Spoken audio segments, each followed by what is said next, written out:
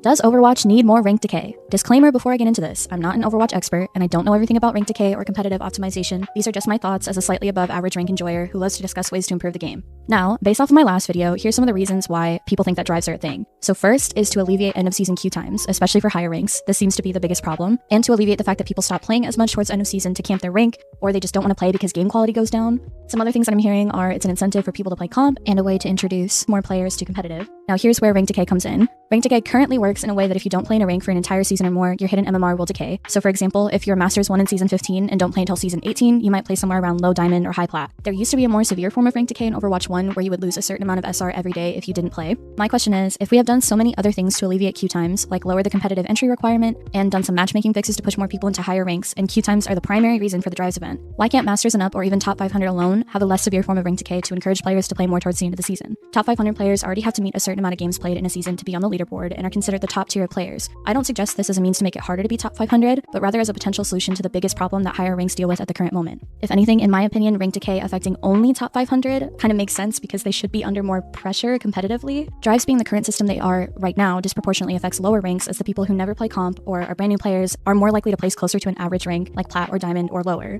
It's very rare that a brand new account would place GM or higher right away, as Masters and up only makes up about 3% of the player population. Another point I'd like to bring up is that if the problem is in fact queue times in regular role queue in higher ranks, why are we opening drives up to stadium queue and open queue?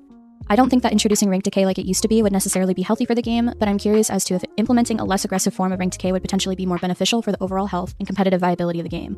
In my personal opinion, the competitive format of the game has become an inherently more casual way of playing the older the game gets and the more the player base gets comfortable with it. I think adding rank decay for the higher ranks would make the game feel more competitive. One of my personal gripes with our current system is that people can get boosted by their placements, especially if they're on a new account, and don't have to work to prove that they belong in their rank. It has been frustrating to me as a diamond player to get matched with a lot of brand new accounts that are placed in diamond when they don't necessarily belong there, whether that's that they are higher ranked or lower ranked. I think encouraging players to play more and not camp is always going to be a good thing. As for drives being an incentive to play comp, that's why I personally think doing a drives pass system or season-long reward system would be more beneficial. I think they should be leaning more into things like the diamond exclusive Freya skin and the weapon charms. We could even lean more into things like having special rank border customization based off of games completed. Players do care about cosmetics and customization, and I think there's a healthier way to reward players that isn't forcing players to grind in a hostile rank environment in the last 5 days of the season. This would still encourage players who don't usually play comp to try it out without all the stress, making it more likely for them to play on a more regular basis. If it really is an issue within just the last week of the season, what if we did something like a sudden death week where there's rank decay for the last week and for higher ranks only? This wouldn't bring a bunch of non-comp players into lobbies and would directly address the problem of people in higher ranks camping their rank, but I'm not quite sure how they would implement that, and it might bring more problems than it would bring good.